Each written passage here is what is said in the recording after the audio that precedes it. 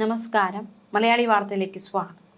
കേരളം ഉറ്റുനോക്കുന്ന നടിയെ ആക്രമിച്ച കേസിന്റെ അന്തിമ വിധി ദിവസങ്ങൾ മാത്രം ബാക്കിയാവുകയാണ്.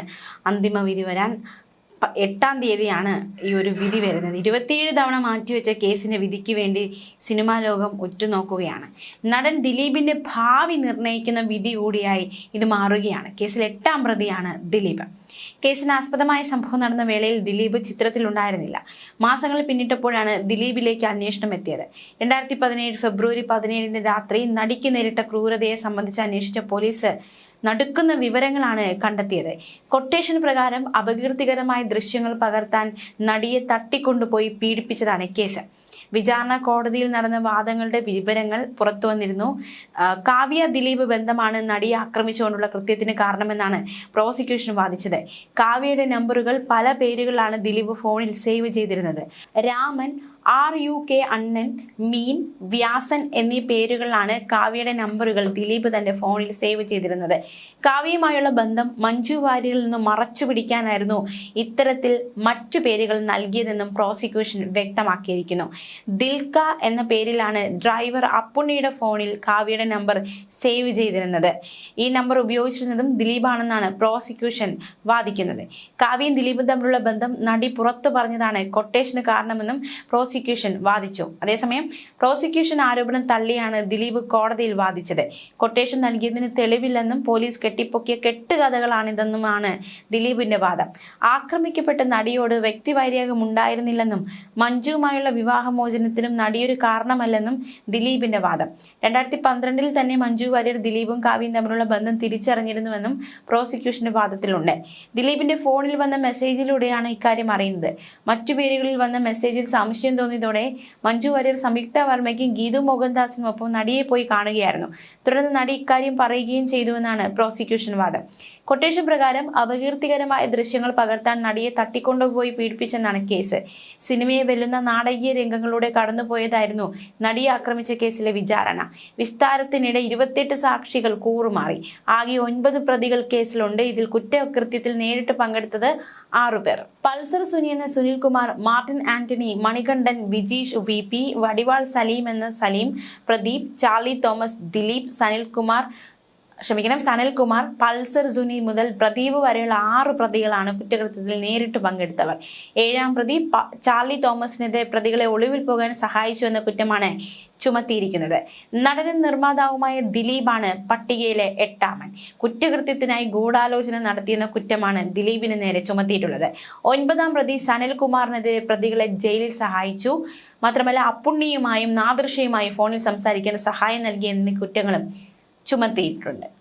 നമുക്ക് എല്ലാവർക്കും അറിയാം, നടി ആക്രമിക്കപ്പെട്ട സംഭവം 2017 ഫെബ്രുവരി 17 ഷൂട്ടിങ്ങിന് ശേഷം തൃശ്ശൂരിൽ നിന്ന് എറണാകുളത്തേക്ക് അതിജീവിത കാറിൽ സഞ്ചരിക്കവേ ആക്രമിച്ചെന്നും ഇതിന്റെ ദൃശ്യങ്ങൾ പകർത്തിയെന്നുമാണ് കേസ്. ആദ്യഘട്ടത്തിൽ പ്രതി ചേർക്കാതിരുന്ന നടൻ ദിലീപിനെ തെളിവുകളുടെ അടിസ്ഥാനത്തിൽ 2017 ജൂലൈ 10 അറസ്റ്റ് ചെയ്തത്. 85 ദിവസത്തിന് ശേഷം 2017 ഒക്ടോബർ 3 പിന്നീട് ഉപാധികളോടെ ജാമ്യം കിട്ടിയത്. എറണാകുളം പ്രിൻസിപ്പൽ സെഷൻസ് കോടതി ജഡ്ജിയാണ് കേസിൽ ഡിസംബർ 8 വിധി പറയുന്നത്. കേസിലെ വിചാരണയ്ക്കിടെ 28 സാക്ഷികൾ കൂറുമാറി. 2017 ജൂലൈ 10 ദിലീപിന്റെ അറസ്റ്റ്. തുടർന്ന് 2 മാസത്തിന് ശേഷം ഒക്ടോബർ 3 ദിലീപിന് ജാമ്യം. 2017 ഫെബ്രുവരിയിലാണ് പൾസർ സുനി പിടിയിലായത്. ഇയാൾക്ക് കഴിഞ്ഞ വർഷം സെപ്റ്റംബറിൽ സുപ്രീം കോടതി ജാമ്യം അനുവദിച്ചു. വിചാരണ നടപടി വൈകുന്നതിലുള്ള അതൃപ്തി വ്യക്തമാക്കിയാണ് സുപ്രീം കോടതി പൾസർ സുനിക്ക് ജാമ്യം നൽകിയത്. ആദ്യം 7 പ്രതികളുണ്ടായിരുന്ന കേസിൽ പിന്നീട് 8-ാം പ്രതിയാക്കി അനുബന്ധ കുറ്റപത്രം സമർപ്പിക്കുകയായിരുന്നു. CBI അന്വേഷണം ആവശ്യപ്പെട്ട് ദിലീപ് ഹർജി നൽകിയിരുന്നു. പക്ഷേ ഹൈക്കോടതി ഡിവിഷൻ ബെഞ്ച് ഈ ആവശ്യം തള്ളി. നടിക്ക് നേരിട്ട ക്രൂരതയെ സംബന്ധിച്ച് അന്വേഷിച്ച പോലീസ് കണ്ടെത്തിയത് ഞെട്ടിക്കുന്ന കാര്യങ്ങളായിരുന്നു. നമുക്കറിയാം, തൃശ്ശൂരിൽ നിന്ന് കൊച്ചിയിലേക്ക് പോവുകയായിരുന്നു നടി. അങ്കമാലിയിൽ അക്രമികളിൽ ചിലർ നടിയുടെ വാഹനം കാത്തുനിന്നു. കാർ കടന്നുപോയതോടെ അവർ ടെമ്പോ ട്രാവലറിൽ പിന്തുടരുകയായിരുന്നു. നെടുമ്പാശ്ശേരിയിൽ അത്താണിയിൽ എത്തുന്നതിന് മുമ്പ് നടിയുടെ കാറിൽ ടെമ്പോ ട്രാവലർ ഇടിച്ചു. ഇത് മനഃപൂർവ്വമുള്ള നീക്കമായിരുന്നുവെന്ന് പോലീസ് പറയുന്നു. കാർ ഡ്രൈവറും ട്രാവലറിൽ ഉണ്ടായിരുന്നവരും അവിടെ നേരിയ തർക്കമുണ്ടായി.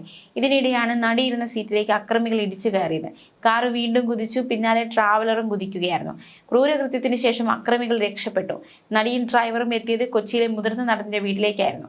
ഇവിടെ നിന്നാണ് തൃക്കാക്കര MLA ആയിരുന്ന PT തോമസിനെ അറിയിക്കുന്നത്. അക്രമികളെ ഒരിക്കലും വെറുതെ വിടരുതെന്നും ധൈര്യപൂർവ്വം മുന്നോട്ട് പോകണമെന്നും PT തോമസ് നടിയോട് ആവശ്യപ്പെട്ടു. തുടർന്ന് ഉന്നത പോലീസ് ഓഫീസറെ വിളിച്ച് സംഭവം പറഞ്ഞു. നടിയുടെ ഡ്രൈവറുടെ മൊഴി പോലീസിന്റെ സംശയത്തിനിടയാക്കി. രക്ഷപ്പെടാനുള്ള പ്രതികളുടെ നീക്കം പോലീസ് തടഞ്ഞു. ഒടുവിൽ കോടതിയിൽ കീഴടങ്ങാനെത്തിയ പ്രതികളെ ബലമായി പോലീസ് കസ്റ്റഡിയിലെടുക്കുകയായിരുന്നു. മറ്റു പ്രതികളെയും പോലീസ് പിടികൂടി. അതുവരെ ഒരു ലൈംഗിക അതിക്രമ കേസ് മാത്രമായി കണ്ടിരുന്ന സംഭവം അധികം വൈകാതെ രൂപം മാറി. കൊട്ടേഷൻ പ്രകാരമാണ് ആക്രമണം നടന്നതെന്നായിരുന്നു പോലീസിന്റെ അന്വേഷണത്തിൽ തെളിഞ്ഞത്. നടിയെ ആക്രമിക്കാൻ ഗൂഢാലോചന നടത്തിയത് ദിലീപാണെന്നാണ് അന്വേഷണ സംഘത്തിന്റെ വാദം. അറസ്റ്റിലായ പ്രതികളിൽ നിന്ന് കിട്ടിയ വിവരത്തിന്റെ അടിസ്ഥാനത്തിൽ ദിലീപിനെയും നാദിർഷയെയും ചോദ്യം ചെയ്തു. ജൂലൈ 10-ന് ദിലീപിനെ അറസ്റ്റ് ചെയ്തു. 83 ദിവസത്തിന് ശേഷം ഹൈക്കോടതി കർശന ഉപാധികളോടെ ജാമ്യം നൽകിയപ്പോൾ മാത്രമാണ് ദിലീപിന് പുറത്തിറങ്ങാനായത്. അപ്പോഴേക്കും സിനിമാ മേഖലയിലുള്ളവർ രണ്ട് ചേരിയിലായിരുന്നു. ദിലീപിനെ പിന്തുണയ്ക്കുന്നവരും നടിയെ പിന്തുണയ്ക്കുന്നവരും. സിനിമാ രംഗത്തെ വനിതാ കൂട്ടായ്മയായ WCCയുടെ പിറവിക്ക് കാരണമായ സംഭവം കൂടിയാണിത്. ഹേമ കമ്മീഷന്റെ രൂപീകരണത്തിന് കാരണമായതും നടി ആക്രമിക്കപ്പെട്ട സംഭവം തന്നെ. എന്തായാലും കേസിലെ പ്രതികളോട് എല്ലാവരോടും ഡിസംബർ 8-ന് വിധി പറയുന്ന ദിവസം കോടതിയിൽ ഹാജരാകാൻ നിർദ്ദേശം നൽകിയിട്ടുണ്ട്. തങ്ങളുടെ വാദങ്ങൾ സംശയത്തിന് അതീതമായി തെളിയിക്കാൻ പ്രോസിക്യൂഷന് സാധിച്ചോ എന്ന് 8-ാം തീയതി അറിയാം. വിധി വന്നാലും കേസ് അവസാനിച്ചേക്കില്ല. അപ്പീൽ ഹർജികൾ മേൽക്കോടതികളിൽ എത്തുമെന്നാണ് കരുതുന്നത്. പൾസർ സുനി ജയിലിൽ നിന്ന് നടത്തിയ നീക്കങ്ങളാണ് അന്വേഷണം ദിലീപിലേക്ക് എത്തിച്ചത്. ദിലീപിനെയും നാദിർഷയെയും ചോദ്യം ചെയ്തെങ്കിലും അതേ വർഷം ജൂലൈ 10-ന് ദിലീപിനെ അറസ്റ്റ് ചെയ്തു. ഒക്ടോബർ 3 വരെ ആലുവ സബ് ജയിലായിരുന്നു ദിലീപ്. ഹൈക്കോടതിയാണ് കർശന ഉപാധികളോടെ ജാമ്യം നൽകിയത്. പിന്നീട് ജാമ്യ വ്യവസ്ഥകൾ പലപ്പോഴായി ഇളവ് ചെയ്യുകയായിരുന്നു. കേസിൽ ജാമ്യം കിട്ടാതെ 7 വർഷം ജയിലിൽ കിടന്ന പൾസർ സുനി അടുത്തിടെ പുറത്തിറങ്ങിയപ്പോൾ മാധ്യമങ്ങളോട് നടത്തിയ പ്രതികരണം ദിലീപിനെ കൂടുതൽ വെട്ടിലാക്കിയിരുന്നു. കേസിന്റെ വിചാരണ നടക്കുന്ന ഘട്ടത്തിലായിരുന്നു സംവിധായകൻ ബാലചന്ദ്രകുമാർ ദിലീപിനെ വെട്ടിലാക്കിയ വെളിപ്പെടുത്തൽ നടത്തിയത്. ഇതോടെ വീണ്ടും വിശദമായ അന്വേഷണം വേണ്ടി വന്നു. പ്രതികൾ ഉപഹർജികളുമായി നിരന്തരം കോടതിയെ സമീപിച്ചതും വിചാരണ വൈകാൻ കാരണമായി. നടിയുടെ അഭ്യർത്ഥന പരിഗണിച്ച് അടച്ചിട്ട മുറിയിലായിരുന്നു വിചാരണ നടപടികൾ. കേസ് വൈകിപ്പിക്കാൻ മനഃപൂർവ്വമുള്ള നീക്കങ്ങൾ നടക്കുന്നുവെന്ന ആരോപണം ഉയർന്നിരുന്നു. ജഡ്ജിക്കെതിരെ പോലും ഒരു ഘട്ടത്തിൽ വിമർശനം ശക്തമായി. കേസിലെ നിർണായകമായ മെമ്മറി കാർഡ് അധികൃതരുടെ കസ്റ്റഡിയിലിരിക്കെ തുറന്നുവെന്ന ആരോപണവും ഉണ്ടായി. ആക്രമിക്കപ്പെട്ട നടി രാഷ്ട്രപതിക്ക് കത്തയച്ച സംഭവമുണ്ടായി. മുഖ്യമന്ത്രിയെ നേരിട്ടെത്തി കണ്ട് തന്റെ പരാതികൾ ബോധിപ്പിക്കുന്ന സാഹചര്യം ഉണ്ടായി. ഇതെല്ലാം കേസിനെ വളരെയധികം വ്യത്യസ്തമാക്കി മാറ്റി. 8 വർഷം തികയാൻ പോകുന്ന വേളയിലാണ് വിചാരണ പൂർത്തിയായത്. എന്തായാലും എന്താണ് വിധി, ആർക്കനുകൂലമാണ് വിധി എന്നതടക്കമുള്ള ചോദ്യങ്ങൾ തീർച്ചയായിട്ടും ഒരുപാട് കാര്യങ്ങൾ ആകാംക്ഷയോടെ ഉറ്റുനോക്കുകയാണ്. ഇത്രയധികം കോളിളക്കം സൃഷ്ടിച്ച ഈ കേസിൽ ദിലീപ് എന്ന നടന്റെ ഒരു കരിയർ തന്നെ മാറ്റിമറിച്ച ഈ കേസിൽ വിധി എന്താണ് എന്നാണ് ഏവരും ഉറ്റുനോക്കുന്നത്. ന്യൂസ് ഡെസ്ക് മലയാളി വാർത്ത.